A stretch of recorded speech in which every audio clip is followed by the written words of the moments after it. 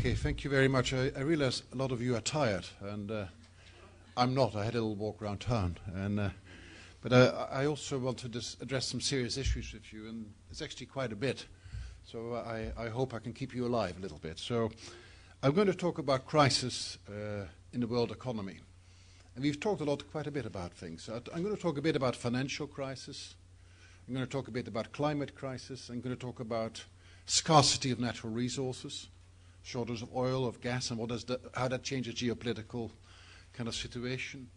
I'm going to talk about food crisis. And most of all, I hope we will have a little bit of a debate about perhaps what I may call, and also listening to the last speaker, what I would call actually, what I would dare to call, even though I'm an economist, what I would call a value crisis. Are we really having the right values in society, and are we installing the right type of values in our young people? The last thing is going to be a bit of a mouthful, but that's really what I'm going to try to do. So that's the overview I just talked about. Maybe it helps to start with the global financial crisis. So really, that's something which is hitting many countries. It's hitting, you mentioned, it's hit Hungary, it's hit much of the developing world, so parts of Europe. But there's no doubt about it that most of that crisis was really kind of had its origins both in the United States and I think the United Kingdom mostly. Later on, those kind of values, those bad values as I call them, moved over to Europe, and they were in the slipstream of that. But most of it was there. So a lot of it to do was, what you do is you basically put things in boxes. Here you have some risks or some equity or some kind of financial claims, and we know quite clearly where we are. We used to look people in the eyes. So I look you in the eyes and I said, do I trust you or not? But then after a while we had to make things automatic. So then I would buy things, claims on you. I would give you money, you promised to pay me back. But I don't know who the guy is. I mean, I don't know, it's just a name somewhere. And then what they did, and then they did with the young lady there as well. And I could look into your eyes, and then I could trust you. We have a bit of a chat. I knew your brother, I knew your sister, I knew your husband. And I think, well, it's probably all right, and they've got a shop somewhere in their family, I can always get it there. But then we stopped doing that. Because then I remember George Bush at one point saying that in America you have all these people who were on blacklists, very poor people, and were not, couldn't get credit cards, couldn't get credit. And he said suddenly to Fannie Mae and all the others, give them mortgages, give them loans to buy houses. Because in the slipstream of Mrs. Thatcher, which he was still old enough to remember, the more people buy their own house, the more likely they're going to vote Republican. And so that's what happened there. That credit standards started reducing. People didn't care anymore. And then all these clever guys came in, people like me. I'm originally a mathematician. So a lot of the mathematicians now, they don't do maths, which is a great subject, but they go into something called financial risk management. So they do things like options, derivatives, warrants, and these are very mathematical models with stochastic differential equations, stochastic calculus, and most people don't have a clue what it's all about. So what they do is then they take their shares and they take all those shares and they package them together and they put them in put a big ribbon around it, and then they sell that to another entity, another bank. And then the bank said, well, this is great fun, we can do it as well. So then they take a lot of those risks and they say, well, let's be a bit more careful. Let's take out all the good risk and let's put a little ribbon around all the bad risks, because we know, but the person we're selling to, they don't know. And they say, well, tell you what, let's sell them to our Hungarian friends, pension funds. So let's sell them to our Dutch pension funds or our British pension funds or anybody. And then suddenly, and then these pension funds were all, I mean, you explained it very well. There's this capitalism thing in the 90s happened all throughout Europe, not just in your countries, of course, most spectacularly in the Eastern European countries. But what happened was that many of those countries were forcing their pension funds to be not so boring anymore. So what were they doing? Bankers used to be quite a boring crowd. So if you're a young lady, you wouldn't want to be seen with a banker. But you say, well, you'd kind of be bored before you even start talking to them. And now everybody wants to have a banker as a boyfriend because they buy these big champagne bottles for 2,000 euros, all these obscene kind of expenditures. They are very rich. They buy houses for 2 or 3 million. They don't read the newspapers, and they're usually quite good at maths, but they just make you a lot of money. And then so they were forced, our old-fashioned institutions like pension funds, to no longer invest in safety, but to put their money into risky things, because everybody became greedy. We should get higher rates of return. So that happened throughout the world. Started in America and the UK, then went over to the rest of Europe. And boring countries like France never had an exciting financial institution. They started doing it as well. And Hungary, so everybody wanted to get rich quickly. And of course, these bad risks, sorry to say that you're of course not a bad risk, but these people were kind of these bad cherries, which were putting ribbons around and being sold. They were, of course, risky, so they could offer them to pay a higher rate of interest. So these guys said, great, it's just, these are all the elements of a bubble, and it went on and on and on. But of course, bubbles have to break, because at some point, the truth has to come out. Then the whole thing collapses, and then the whole world economy goes to the dogs, and that's really what's been going on. It's been partially made possible by, as we talked before, about very unbalanced geopolitical conditions. I already said that if America or in England were an autarkic economy, if they were not a part of the world economy, they could never live so much beyond their means. They've been living in a much richer way than they can really afford. Here in Germany, it's the opposite. So Germany came out reasonably well. The economy got a hit, but it was of an intrinsic badness, but it was because there was a hit in world trade. And so they got this knock-on effect.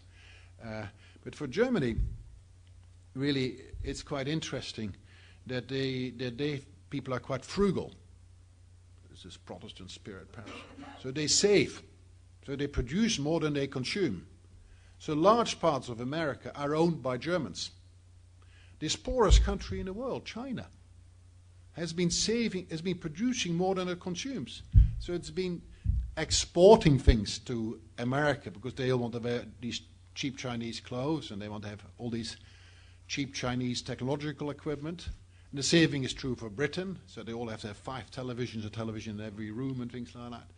And with all that extra cash that China has, it has to be, that's just an accounting identity, it has to go somewhere. So that had to go back to the States to buy up assets. So these were these subprime mortgages, or they were other kind of American government bonds. So we had this kind of almost obscene kind of conditions that normally any economist would say, well, capital flows, or at least it should flow from rich countries to poor countries. But in poor countries, let's not forget it, the biggest opportunities for profitable investments are in places like China and India, and indeed in Eastern Europe, like the Hungaries, the Czech Republic and Poland. But actually, not that much capital was flowing there. That's the big failure of the international capitalist system.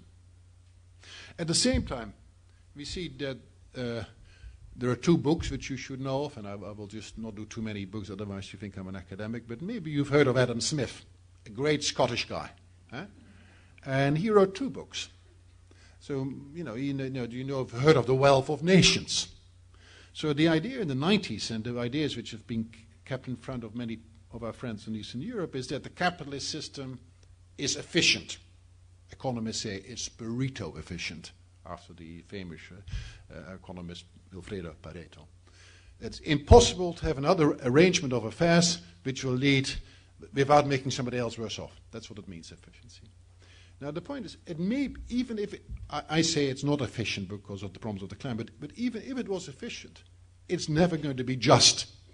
It's not going to be a just society. So what we've seen in America, in the UK, and you've described it very well in Hungary, but I've seen it in the Czech Republic, when they started nationalizing all their industries. Some people have become very, very, very, very rich, and other people stayed very, very, very poor.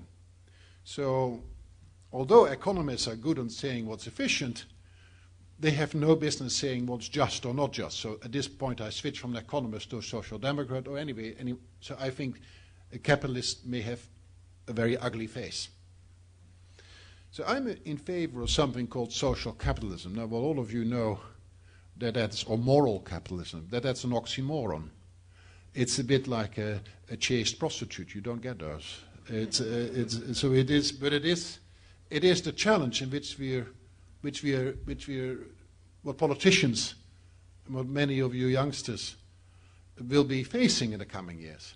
How can you give capitalism? So that's the second book of Adam Smith, which is the theory of moral sentiments. And then really there is no. If you just leave capitalism to itself, you unleash capitalism, you can get a quite shitty society.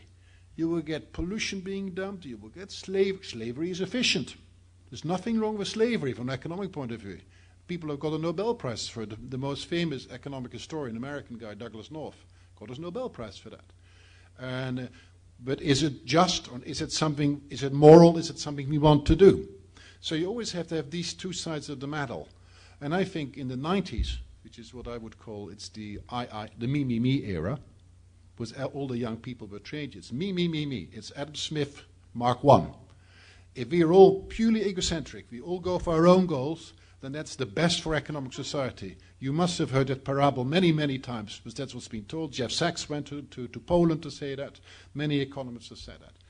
And gradually we realize, remember Kennedy, ask not what your country can do for you, ask what you can do for your country.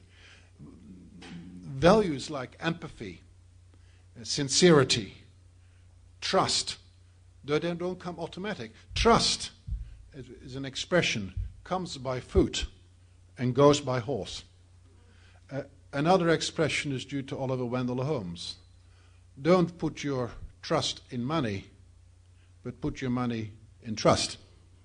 So really what we've seen about this whole financial system is that there's been a systematic build-up of kind of due to greed, of kind of bad risks. So if we look at that a lot of it, then you say, why has it not been regulated? Well, the problem is regulation is there and it's in place. But take Europe. Europe was supposed to be this great continent where everybody's got their act together. Oh, rubbish. My friend Gijs de Vries was a Dutch boy and man. I should say boy. He's younger than me, but he was the anti-terrorism czar of Europe, and he resigned because basically he couldn't get the intelligence authorities of Europe to exchange information. Now we have a parliamentary inquiry in the Netherlands, and our president of our central bank and our minister of finance have just been questioned. It was Friday and Thursday. Turned out that with the iSafe debacle, which is again the same principle, greed, get a slightly 0.5% more interest rate, put it there, whereas everybody forgot that Iceland was just operating like a huge hedge fund. It was just a hedge fund, just like the UK. It was a giant hedge fund, nothing else. Not a normal nation, they were a hedge fund. What are hedge funds? You gear like hell. You know what gearing is? You borrow cheap like hell, and you invest as risky as possible, and you hope that you make a lot of profit. If you make profit, you cash and you run. If it goes bankrupt, you run as well, and you let the government clear up the mess. So the taxpayer clear up the mess. That's been capitalism so far. It's a disgrace, and young people should remember it. That's a type of capitalism we don't want ever, ever, ever again. There was an Irishman who won this story. I want to give a slightly bad press. His name, any Irish people in the room, or there's always an Irish person? No? Oh, it's a pity. You get Irish people, they're always good fun. But there was a European commissioner called McCreevy. Have any of you heard of him? Yeah, and he was, I thought, well, of course, a nice man. He was Minister of Finance. I think he probably was a more conservative background. But he kept on, I had debate. I said, you must have European supervision system. He said, no. The market will look after it. Now, the G20 forced the European Commission to do European supervision, but we don't have it. What turned out at the parliamentary inquiry, maybe you've heard of the Royal Bank of Scotland, ABN AMRO debacle, that our president of our central bank, the information which the Bank of England shouldn't give to Holland, they just didn't give it. They were being quiet about the fact that they just pumped 30 million pounds in the bank, that the bank was almost kind of dead, as John Cleese would say in Monty Python, as dead as a parrot. Dead. You couldn't get a more dead than that. And people were not even exchanging information like that. Because each country, it's like in environmental policy, acts on their own when it comes to that, whereas we need to have if you can't even get European supervision together, how can you get it on a global scale? So that's the first lesson, and we've forgotten too much about that. So the European project has been a great success in terms of more competition for goods, market and services, free movement of goods, market and services. Been one currency, all fantastic, but it's been not so good on this financial regulation business.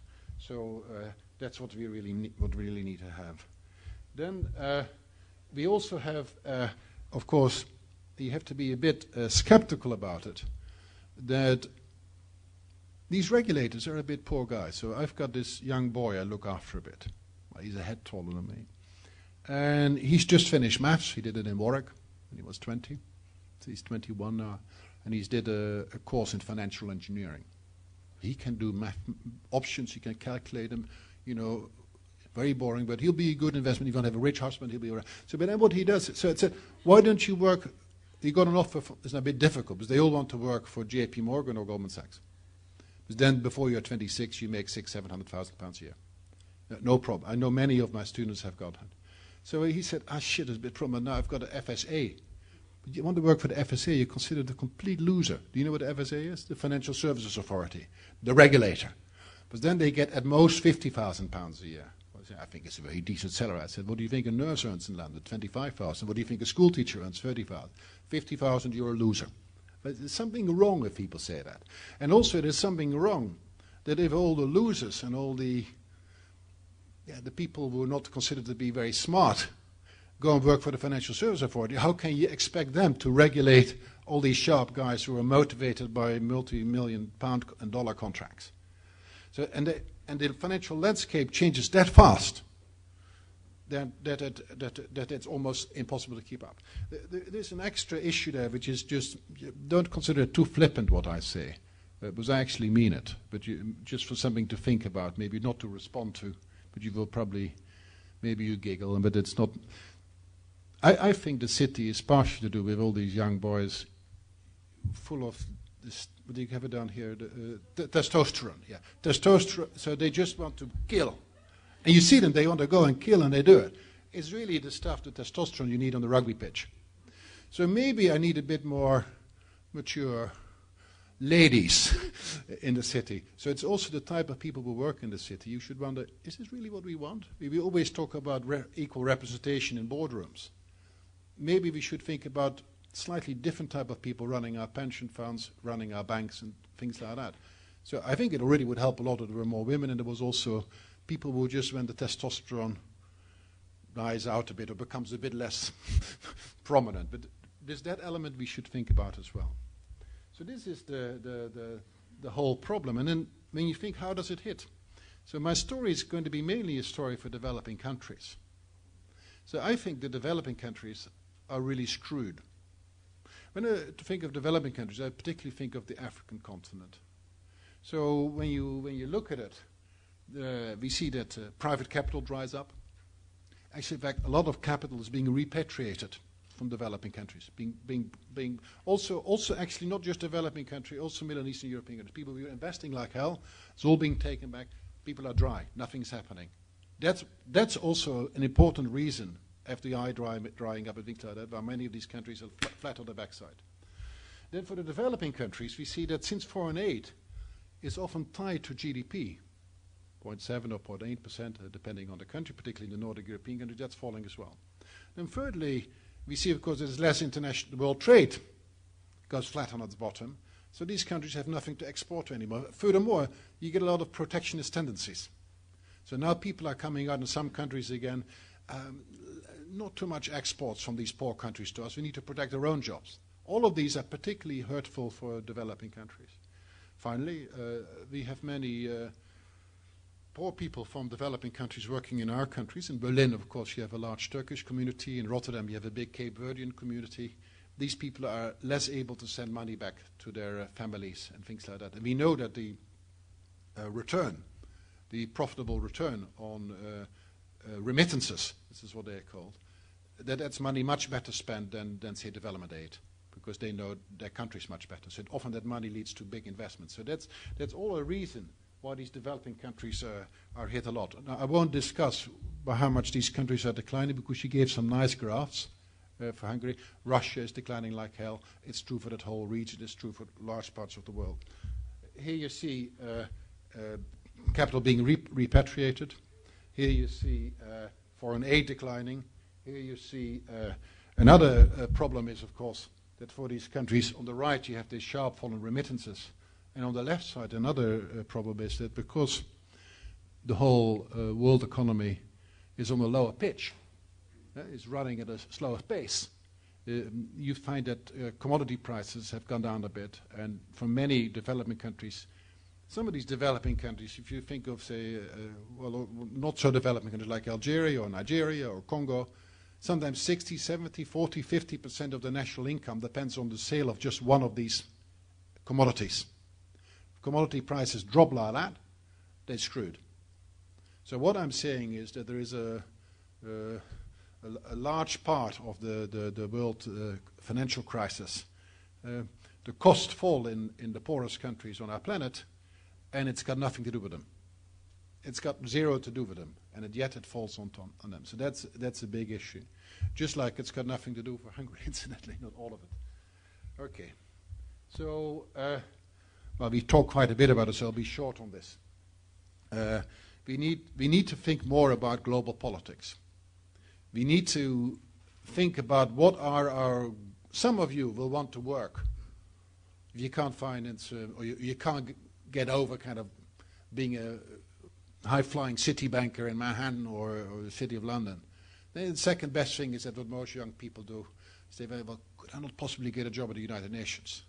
Or could I not possibly get a job at the World Bank or at the IMF? And then, they're tax-free and you also get a lot of money. But these institutions are perhaps rightly not so popular at the moment, because they go into a lot of these developing countries and, they get paid huge salaries, whacking big salaries. I mean, I won't say it, because otherwise more of you will want to work there, and yet they are not representative. So the main thing about Copenhagen, the main thing what we're realizing now is that once and for all, the theater of global political and economic negotiations has completely changed. Europe is, in a sense, a retiring continent of rentiers and almost irrelevant in terms of all the dynamics in growth that's happening in Asia. Of course, I over-exaggerate, and we like to think we're more important, but the truth of the matter is we've become less important. Many of the big issues will have to be solved by China, Chinese leaders and American leaders looking each other in the eyes, and increasingly also India. The sad thing is, what turns out if you read many political studies, is that Africa is more and more the forgotten continent, and is actually not even on the negotiating table at all. Africa is not needed either for a good post-Kyoto, post-Copenhagen agreement. So, but it's really China and things like that. So so the idea that we had monopolar or whatever, that you had a hegemony of the United States, it's gone. Now we have a multiple polar world. Russia, the BRIC countries, you know what the BRIC countries are? Brazil, Russia, India and China, and the US then as well, maybe then Europe. But Europe can't even speak with one voice.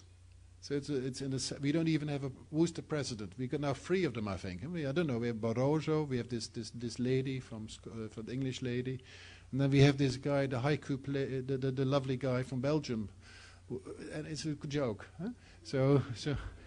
And I actually like Van Rompuy, but he seems to be a very decent man. But the powers, and then you have all the political leaders of the EU. They should have one voice towards the others, but they don't, because the EU is very divided. We have Italy and France are very statist, very centrist, very top-down. Scandinavia, the Netherlands, the UK are very more decentralized. That's a tradition. That's how it started in the Renaissance period, also how the Dutch Republic started, how the British, that's why the Dutch and the British are very similar. The same thing is true for Scandinavia. That's a huge rift within the European Communion. We have some people who lick the backside of the Americans when Bush was still in power, and others who don't. So we don't have a common Europe yet. And then if we did have, Barroso had the power of Van Rompuy, we still don't know which one. But they won't get much power, because poor old Sarkozy is like a little dilapidated little plant which needs the water of public relationships every day. So we move from the first crisis, which is the financial crisis, which I think is partially a value crisis. It is the idea that this oxymoron of social capitalism. How can you make sure that the capitalism is not unbridled, it's not kind of that it's completely unleashed? So how can you? I think capitalism is obviously has done extremely many good things. For example, it's lifted millions and millions of people out of poverty in Asia, not yet in Africa. So there is an enormous power. So this second issue, the climate crisis, and we talked already about it, is really how can you harness the market to kind of solve one of the biggest missing markets problems in the world. And that's the fact that we all pollute, and yet we don't pay a price for it. So really, when you think a bit about it, there was a very nice lecture by the young man from Heidelberg, Timo Guschel, this morning. Some of you still remember. He was a good lecturer as well. And he talked, well, he will play an important role. His main thing was technology. He said, without a technology, we will never be able to do it. So that's the same thing, we're feeding the world. I mean, if you looked at the world since 1750, the population in the world has gone up about tenfold, and income per head has gone up tenfold as well. So we've got 100 times as much pressure on food that needs to be eaten or on pressure on the environment. And yet the planet is not disappearing yet.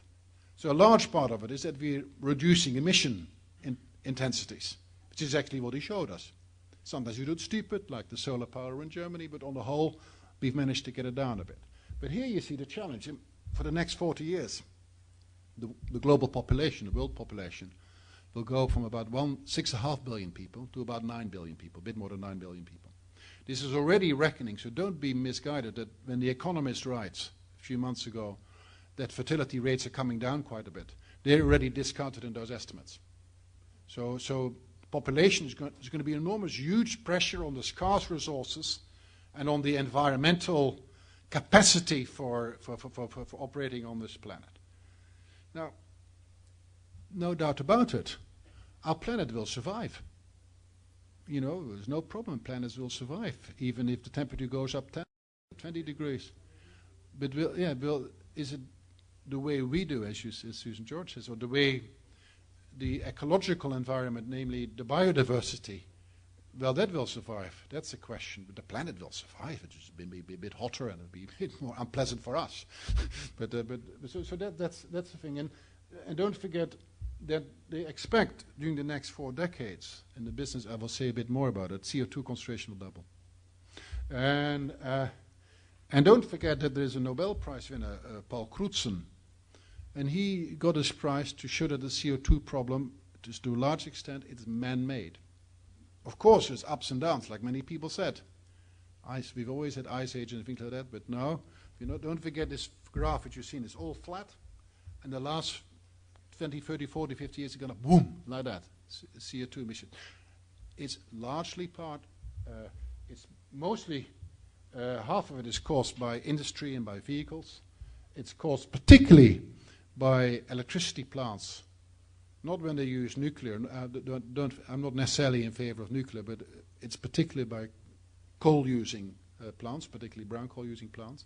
They're being built like hell all over the world, particularly in China, but also in Europe still. And it's caused a lot by eruptions from the mouth and from the backside from animals. That's then not CO2, but it's CH4. Do all of you know what the greenhouse problem is? Do you all know what it is? Some of you are not German, so Germans sleep naked, I believe, no duvet cover, but most people have a duvet cover, don't they? So you sleep underneath it, and the idea is a duvet cover keeps you warm, doesn't it? Because you're underneath there, and then your body gets warmth, but it can't get out. So after a while, it's quite hot underneath there, isn't it? I mean, pleasantly hot. That's really the CO2 layers. You get all these gases around the Earth, and they can't get out, they get trapped. So that's why it gets hot. So if we put more gases and they get trapped, and the layer becomes thicker, then the heat can't get out, and it gets hotter and hotter. That's how it works. Just for those of you, all of you know, but I thought it's useful to say. Yeah, well, it's important. So what are the risks of global warming? Normally I can speak for hours, but I will keep it as short as possible. We have rising sea levels. It can go very quickly. There was the lovely story of our Danish colleague, the very, I thought he did it very well actually, the MEP. I've forgotten his name, but and he gave this view on the melting glaciers. Just one of them. But so that's, and then a lot of these things are what we call tipping points. So I won't do it here. Normally I've done it once before, but then I got told off. So basically we have a happy economy is going. And then suddenly it fucks off the table. And then boom. That's what happens with the climate. So you have these non-linear effects. So things are not linear. Suddenly you can tip off the table, and then you get a catastrophe. So he mentioned a few examples. I'll add another one. I used to live in Brighton, and I loved it. And that was almost a bit what they call they had palm trees in the south of England. And the reason is because ridiculous, because it should be bloody cold up there. And the reason they had palm trees is that they had a moderate climate, a temperate climate. It was because of the Gulf Stream.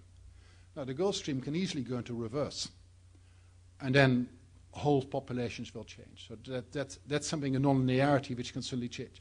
Another thing is if things start melting, then the sea bottom may start, I can't call it anything else than farting, breaking wind. Yeah?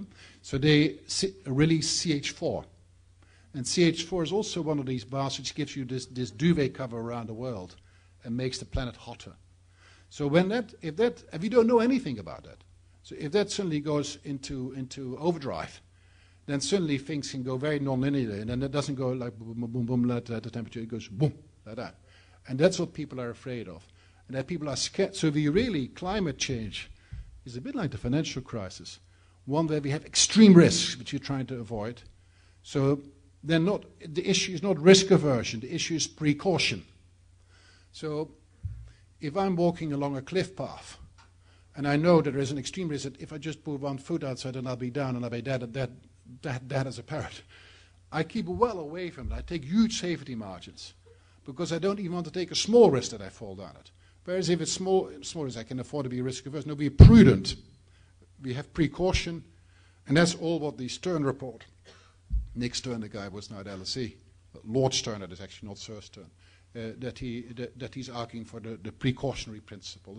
Most politicians, for them it's an automatic reflex, and it's something we should be aware of. But that's really what it is.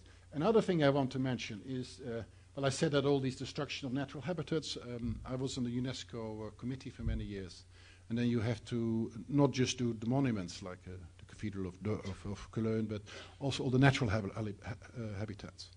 So the Great Barrier Reef, some of you have heard of it, haven't you? It's completely screwed. It's dying. It's almost all completely dead due to the acidification of the oceans. Galapagos Islands. These are not, Galapagos Islands is a different thing. It's partially going bad because of the climate. That's also due to infringement of tourism. The Great Barrier Reef is largely a climate problem. So you see a lot of these climate have an effect on that. Another thing they have is that you're going to have massive shortages of water. You think we have a very watery planet, but the water we can actually drink is an extremely small percentage. Now, I just came from Dubai and talked with those sheikhs and things like that. For them, it's not really a problem. They're so, well, not Dubai, but they can get money from Qatar.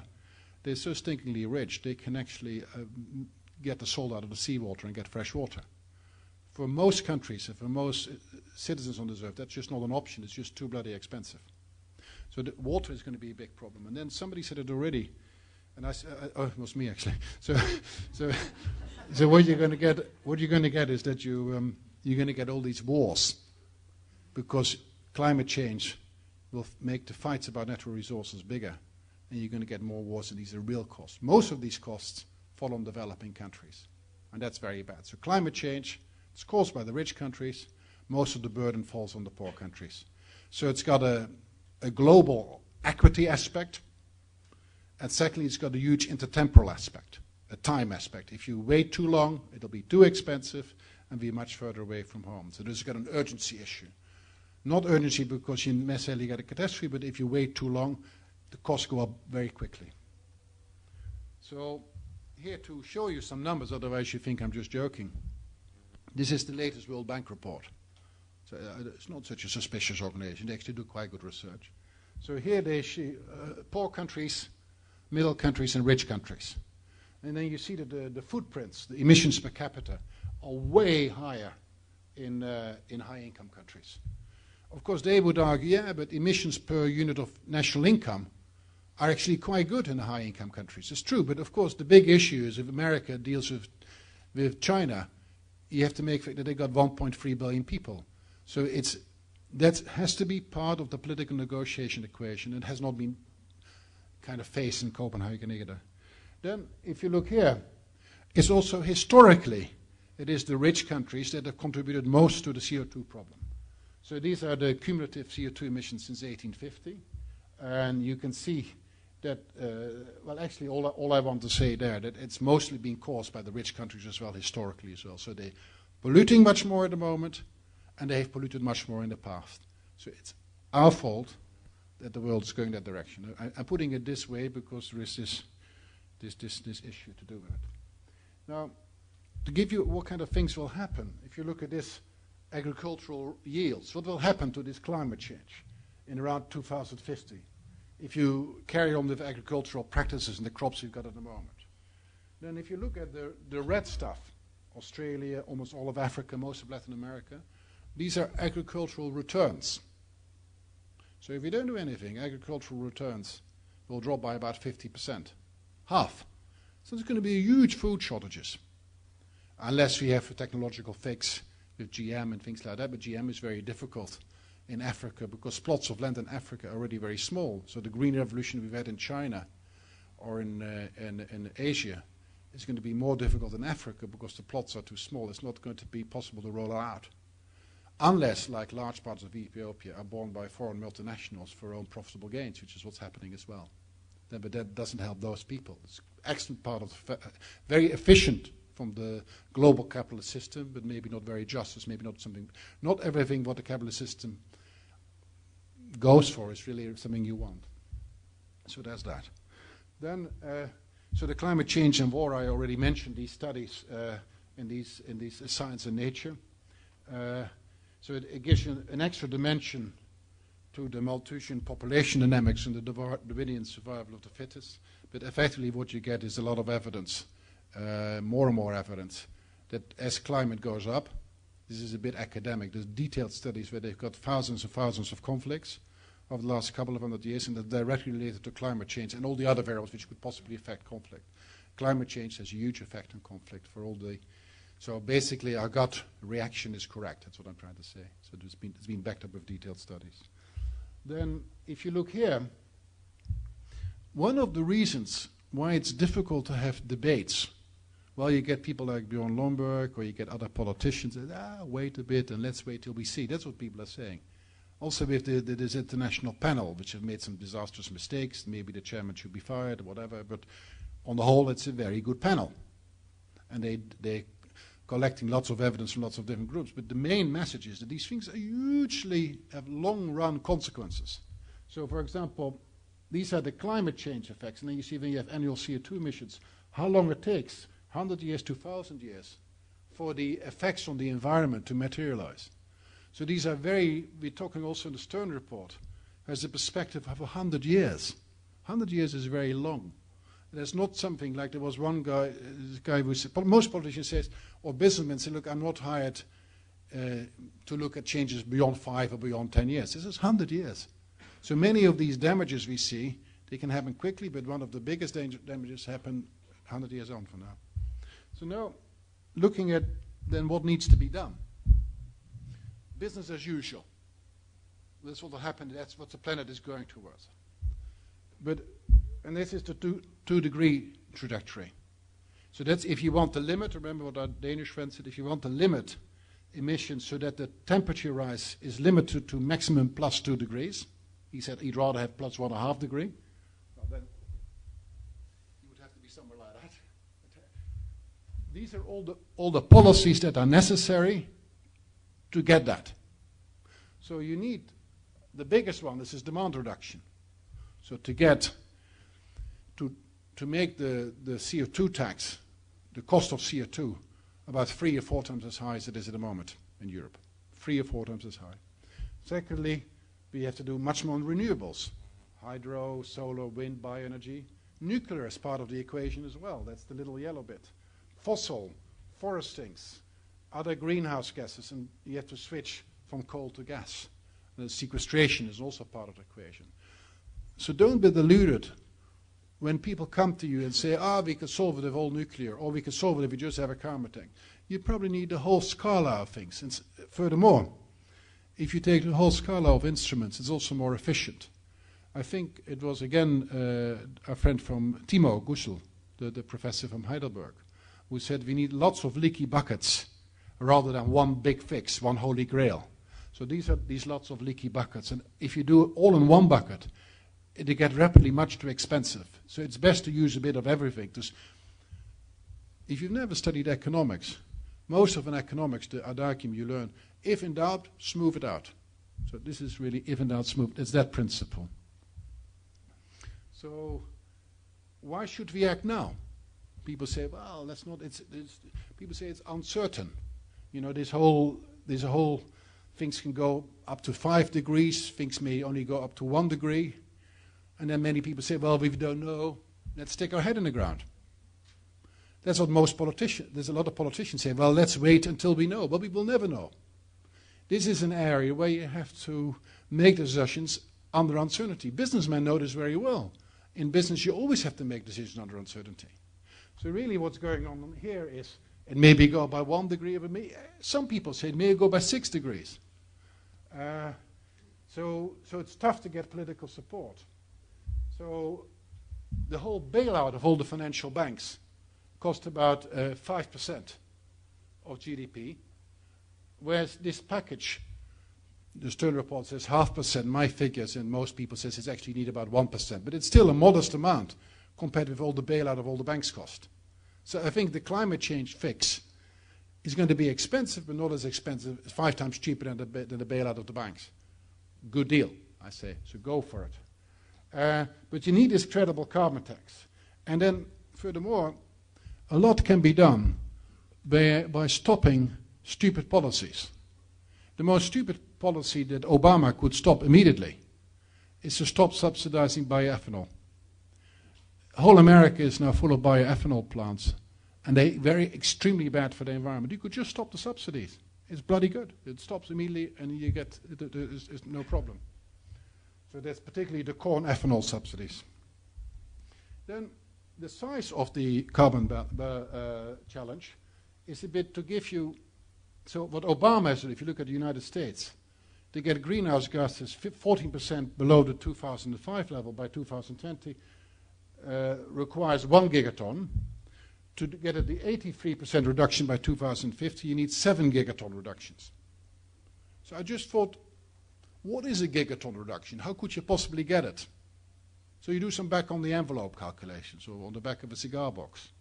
So for example, you take 1 gigaton reduction requires 320 zero emission fire-powered plants instead of coal-powered plants. So where you switch from coal power to fire power, 500. On top of that, you need 130,000 wind turbines. You need to take the size of Iowa, 5.4 times the size of Iowa, and you make it all for biomass production. You take the state of Washington, where my dear sister lives. You take 2.5 times the state of Washington, maybe Washington, Oregon, and a part of California. And you plant it all full of new forests. You need all these policies to just get 1 gigaton reduction. America needs 7 gigaton reductions. It's a big challenge. It's a big challenge to solve this problem. This is what I'm trying to say, that even for America, a lot of it is required. Imagine what's required for China. So then you see that most of the emissions in the future will come from China and from India. So they are part of the equation. And the problem is really coal for the large extent, not oil or gas, because oil and gas are running out. Don't forget that also there are some countries on the table who are very rich. And also, I talked about corn ethanol, so I take Canada, for example. They have these tar sands. And out of tar sands, it's quite expensive, but you can extract oil rather than pumping. But to extract oil gives enormous amount of CO2 emissions. So Canada is one of the dirtiest countries. But they shouldn't really be a dirty country, but it's just because these bloody tar sands. So you really have to stop the economic interest, the unbridled capitalism, to make them think quite clearly, is that really what we want? So that's to show that coal. So oil and gas is with us for another 20 years. Coal is then with us for another 350 years. So really, above the line is what's already in the atmosphere from burning coal and gas. Below the line is what's still under the ground and can be burned and will then lead to CO2 emissions. So this is, all this lot, is that the future potential CO2 emissions if we burn all the remaining oil or gas, all the remaining coal. So you see that most is this bottom orange thing on the coal, that's all what's still in store for us if we burn all the coal that we've got in the world. So that's what all the challenge is for. To find technologies, to find alternatives, to find backstops, so that we can keep more oil and gas in the ground. In Holland, we've got loads of coal. We leave it in the ground. So maybe we should even subsidize people to not use oil or gas. There was in Copenhagen a proposal of Ecuador to pay them not to deforest, not to cut down the Amazon forest. I thought it was great. I thought we should have gone immediately for it. I say, okay, we pay you, we buy your Amazon forest, you stop cutting it down. It is good for the emissions, and it's good for the biodiversity, and it's good for Ecuador poverty relievement. And it doesn't cost us that much money. It was not that much. It was a small, it was a lot cheaper than rescuing one bank. And we couldn't even get our bloody act together. And really, it would have been such great if they just did it for one or two countries like that, to set an example, and then they all would come and knock on the door, hey, I've got a project. And that would be very good. And now deforestation, which is also a large part of the greenhouse problem, is going on at an alarming rate. And don't forget, it's not, so I come from the Netherlands. So one of the strongest Anglo-Dutch companies is a company called Unilever. Have you heard of it, Unilever? That does, everything you do uses linol, I think it's called in English, isn't it? This oil, rape oil or whatever it is. It's in your shampoo, it's in your margarine, it's in everything. But they knock down the forest to get it and to plant down. So there is that issue there as well. So I'm a cyclist. So I was when I was your age. When I was 18, I had a Jaguar. Then I had a Mercedes, I even had a Bentley, and then my best car was a real testosterone car, was an Alfa Spider. So I didn't even have to do anything. You just open the door and the girls would come in. I mean, it was a small sacrifice to make for all the immaterial benefits. But then I, as you go older, then I got a Hyundai Atos, and then I got a Fiat Cinquecento, and now I've got no car at all, and it makes me happy. I cycle everywhere. I eat 3-4 cakes a day, and I stay a little bit okay. But the point is, these SUVs, do you know these cars? They look like tractors. They're these huge, what do you call, is it SUVs you call them? Yeah. If you just got rid of them, just in the US alone, by just getting these cars, you will get enough to offset the emission generated in providing electricity to 1.6 billion more people. That's a stunning statistic. If only these people would go and use a Fiat Cinquecento, for heaven's sake, the bicycle. How easy it is to do it. Another example. I like meat sometimes, but if you just all stop eating meat once a week, or maybe we don't all have to become complete vegetarians, but say just once a week or twice a week, that has more effect than getting rid of all traffic. That has a huge effect, because the meat thing not only deprives poor people from their food, because actually you get a pig or a cow, they eat the food, and then they get fat, and then they shit it out, and then you have to put more food and they shit it out, and then you get meat. It's a meat factory, isn't it? So it's much better just to eat the food yourself rather than let the pig eat it. It's actually a lot more intelligent response. That's called being a vegetarian. Now, we don't have to be all complete vegetarianism, but a bit more of it would not do so harm. It's actually also good for our diet. Some of you, if you want to have a medical thing, don't eat meat anyway in the evenings. Eat it at lunchtime if you have to eat it. So we've spoken already a bit about that, the global problem. The global problem is one of carbon leakage. So when you look at it, there's a carbon leakage that if we put a lot of CO2 taxes on it in Europe, that's what everybody was worried about. We had it in the panel. Then, okay, I make carbon prices more expensive, and some of the carbon price leads to, is shifted onto producers of oil and gas. So they get lower prices. So really that's a generous transfer to all those people who are not part of the Kyoto Protocol. So the green paradox is that then they will start to consume more, and then effectively the whole policy is counterproductive. That's what's called the green paradox. On top of it's completely ineffective unless we have a truly global deal, and people have done many game theoretic calculations for that, particularly Professor Calacararo from Venice. And you need at least China and India in it. Africa is not important to get a sensible policy. If you're not doing it, the logic of the green paradox will render it completely ineffective. There's also a problem of pollution flight. So you get a lot of foreign direct investment, that a lot of the dirty FDI, all our dirty factories we're no longer allowed to have in Europe or in America.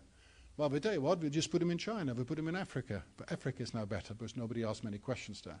And then we can get rid of all the normal environmental regulations. So that helps. That doesn't help very much either. Now, I want to give you one thing, because I think I have to not talk too long, but I can talk quite a bit more, but I want to give you one little thought experiment. It's to do with Hans Werner Sinn, was being mentioned before. The optimal thing is to have a sharply rising CO2 tax. From about so now the CO2 tax is here, triple it, and then it should grow roughly at the rate of interest, about 4% per year. That's what economists would say. I won't talk about it. Well, I could explain it to you, but that's really what it is. Does anybody want to know why that is? Okay, so think about it. At what rate of increase should the price of oil go? If you're a real good business, you look like a good business guy. What do you think? You should be indifferent between the oil under the ground and the oil above the ground. What's the return if you take the oil out of the ground and you put it on the bank? Is equal to the rate of interest. What's the rate of return you get on oil when you keep it under the ground? You say yes, but what is the answer? What? I don't know. We get better when it's under the ground. I don't know. Anybody. And one. 10%. Yeah, what is this 10%? The return. I mean, you pay like 10% more. What's the return? You don't touch it. You leave it underground. What? How much is it? The rate of interest. No. What did you say? The rate of inflation. Yeah, well, almost. It is the capital gains. How much is it worth more after 1 year? So the rate of increase in oil prices is the return if you keep it under the ground, roughly speaking, and if you take it out of the ground, the return is this world rate of interest. If you arbitrage away, I'm already sounding a bit like this young little semi-son I have, these mathematicians, then the rate of return, increase in price of oil should equal the rate of interest. And that same logic applies for your optimal carbon tax. So that's why carbon taxes are never flat. They go up 3 times, and then they have to go rising forever at a certain rate of interest. It's slightly modified in there, but it's roughly, it's what they call a CO2 tax ramp. Now,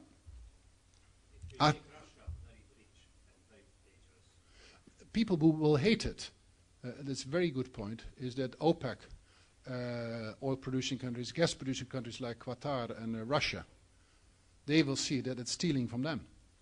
Because really you're taxing their resources, and their resources are effectively inelastically supplied. So it's really you're screwing them up. So there is a geopolitical consideration there, which is very well put. I haven't not got time to discuss it, but that's an important aspect. Still, I think it needs to be done. But whatever. But that's the logic of the Stern report. So let's not have an answer to your complicated question, but let's have that for something to think about when we stay awake at night and worry about these things. So that's an important thing. But then most people say we can't do it, maybe because of your reason, or because you're scared stiff of the electorate, that you're going to be, look, I'm a politician, I'm going to triple the tax, and I'm going to also increase it like that for the rest after. It's a little bit what they call political harakiri. Huh? So So, but imagine, so many people say that's not feasible. So then what people do like hell, what do people do then? They say, well, let's subsidize these alternatives. So let's subsidize to ridiculous amounts solar. Remember that what Timo, was it Timo who said it? Who said that the price is about 30 in the market, 15 in the market, and then was it about 2,000? He said, or 20? It's 1,000 times more. It's not one order of magnitude, hundreds of order of magnitude more to subsidize solar that much. Now, many people, economists, warn against this second best policy, that it may actually take you further away from home. Not only because it's expensive, but basically what will happen is, if I'm an oil producer, I will start pumping oil more quickly. If I see that these backstops are becoming more and more cheaper and being subsidized like hell, I think, fuck, they are, like you said, I will pump it up. I won't say, I will say, I will say, oh, golly, and then I will pump up like hell, like quickly, before it becomes completely valueless. But by pumping up oil and gas much more quickly than I would have done otherwise, I emit a lot of CO2 and I make global warming problem much more complicated. So there's both a global reason why CO2 tax may be counterproductive, and there's an intertemporal, rational, speculative reason why a CO2 tax may be very counterproductive. And there's, of course, as you say, there is the whole geopolitical question.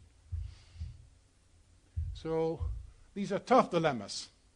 And eventually, almost all policies boil down to how can we make it attractive for people not to cut down rainforests, to keep coal under the ground rather than above the ground, and how can we keep the oil and gas underground and provide good alternatives. But by subsidizing these good alternatives, you may counterintuitively and counterparadoxically actually make them pump up these resources more quickly, worsening the environmental problem. Now, a lot has been said about the European trading system. It's not that wonderful as people make it out to be. It is, of course, wonderful because it's the only thing around. So free cheers for Europe. And I'm a committed European, so I think it's great.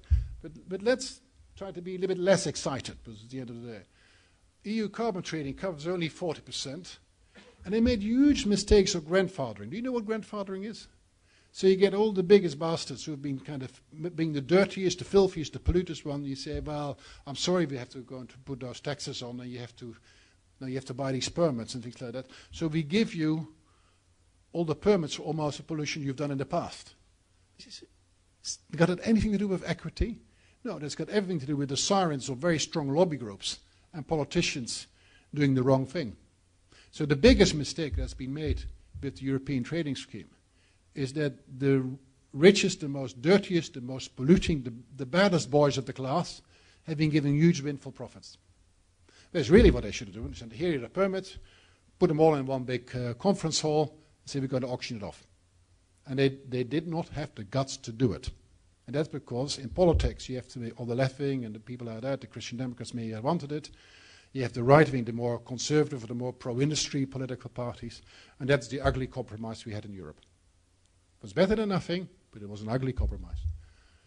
So that's something what we have to look at. Now the neo-super Kyoto or the post-Copenhagen thing is going to be EU covering only 40%. What I get it from my Danish friend is saying might actually even be less, but anyway, it covers only a small part of it. And if you're going to extend it to the whole world, who's going to police it? Who's going to regulate it?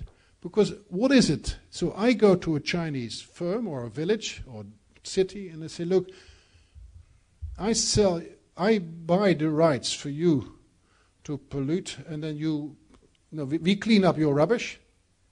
So you have less CO2 emissions, and then that saves me some CO2 rights. That's what will happen.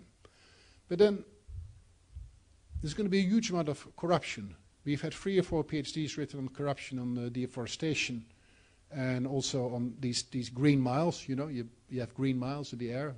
That's also an oxymoron. And then you plant more trees. A lot of the time that doesn't happen. There's a lot of corruption. This will happen here as well. As soon as we roll it out across the whole world, people will say, give us the money and we will reduce CO2. But the question is, will it really happen? And are we going to check it? Are we going to monitor it? It's going to be problematic. So there's a lot of stuff still there. In theory, it's good. In practice, I predict a lot of bad press in the future when things turned out to be not as glorious as we hoped. So these are the tipping points I talked about. We talked many about, so I can be quick on that. I'll just some names. The Indian monsoon, big lead to chaotic multi-instability. the greening of the Sahara. You may get the melting of the Greenland ice sheet that was talked by our Danish friend, Atlantic deep water formation, the boreal forest dieback. These are some of the main things. Changes in the Antarctic bottom water formation, a lot of the things we know, these are what they call tipping points. That's what these scientists call it. So a lot of the things that we know even less about. But these are possible catastrophes which will happen. And that's why we have to act. So this is the core of the Stern Review. This is a technical analysis, which I won't bore you with, because it's the end of the day. It's quite complicated, so I won't do that.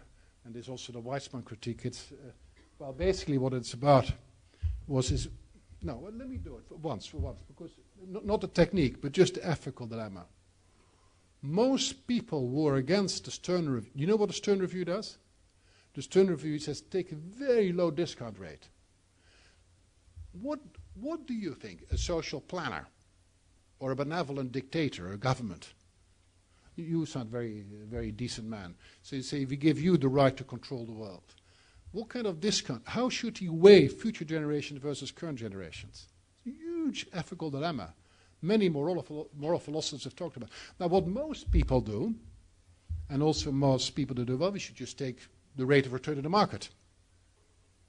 But that's not right. I mean, it's 100 years from now.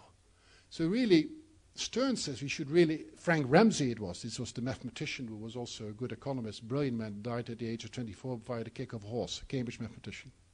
Fantastic guy. And he said it should be zero discounting.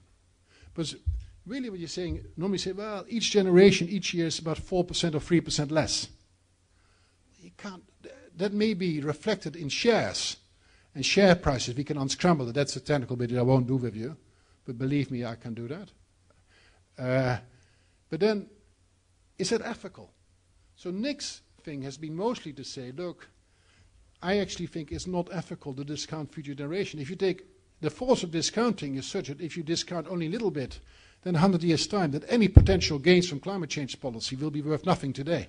So you're never going to do climate change policy.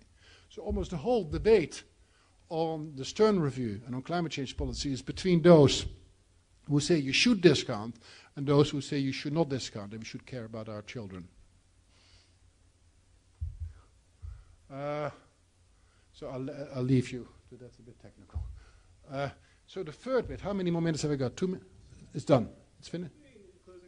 Okay, I will do a closing statement. So I hope I've made clear that there is a financial crisis and a climate crisis. Both financial crisis and climate crisis are crises which are man-made, mostly man-made in the richer parts of the globe on our planet, where most of the costs fall on the poorest parts of our planet. So I think that the ugly faces of capitalism should be given a more friendly face. And I think that's a political challenge, irrespective of whether you're right-wing, left-wing, or whatever. It's a generational issue and it's a global equity issue. Now, I had a third and a fourth crisis, which I will just mention briefly, don't worry, which I could talk, actually, the natural resources is my field. I could talk on that for hours, but I won't. But the thing is, our minerals, bauxite, silver, gold, the stuff which is in our mobile telephones, what do you call it again? Sorry? Quartz, yeah. So what we see in the Congo, is the only place where you can find that stuff, is that people, these Africans, are knocking each other's head in. So we say, they're a bit uncivilized, these Africans, if they're in the business. But I mean, if we were completely poor, and we could not live, and we die because we don't have good sanitary conditions, we don't have good water conditions, and our assets are being stolen by Western multinationals, and some of these multinationals fund armies, literally fund armies, to protect access to the natural resources, to tungsten, this stuff which in that oil and gas and whatever, including Shell. And other multinationals finance other ethnic fractions. Should we be that surprised that they start knocking each other's heads in, chopping others' heads off and things like that? Can we be so sure that we were in such a situation that we will be so high-handed and say, no, I'm going to have a quiet death? Would you not like, is it the case in Haiti now, would, some of us maybe, they would start robbing the streets and doing whatever is necessary to survive, even if it means killing your own brothers. But that's what's going on.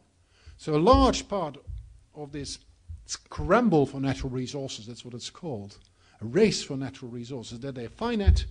China needs enormous amount, India needs a lot of amount. So what's happening is China is buying up left, right, and center all these things all over Africa. They don't pay money. What they do, China, they're clever, is they say, we build you a bridge, or we build you an airport, or we build you a town, or we build you a road. No ethical questions asked. So we come, my Dutch government or my English government, I'm half Dutch, half English, and we say, we give you some development aid, but you must do that, you must do that, all these little finger, which really gets up China's nose as well, quite rightly so, because we always know better. We have the moral right. Of course we don't. And then we tell them, you must do that, and must do that. And then China comes in and they just do the job. And they go to the most fragile states. So read Paul Collier's books, either Bottom Billion or his subsequent book on wars in Africa. And it's really then the question is, maybe we should rethink the way we do development aid.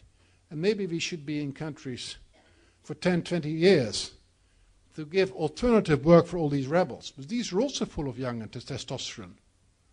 And they're very easy prey for warlords. If they have got no alternative, no work, nothing else to do, bleak, bleak, bleak, you will join an army, even when you're 16, 17. If you don't join an army, you may be screwed as well, because you may have your head chopped off. So don't ever blame these people. Also when they're fighting just to get access to water. And it's everywhere. It's not just Darfur, even the Gaza Strip. But it's particularly true. And we see it because the one country where it doesn't happen in Africa is a country called Botswana. And Botswana is a country which is very homogeneous. If you compare it with Nigeria, if you don't fight each other, you'll find a lot of corruption. So the biggest example is Nigeria, which is very ethnically diverse, has been flat. For the last 30, 40 years, income distribution has gone up completely. The rich own everything, the poor own nothing.